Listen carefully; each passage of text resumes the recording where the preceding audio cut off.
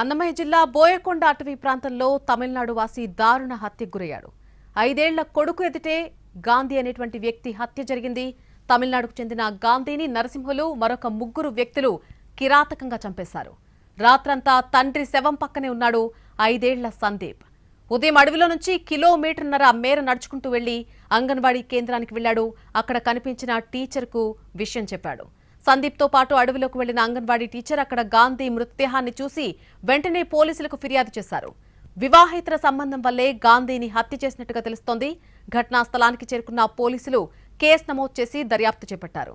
మృతుడి భార్య రాఫాతి పరారీలో ఉంది. నిందితుల కోసం పోలీసులు గాలిస్తున్నారు.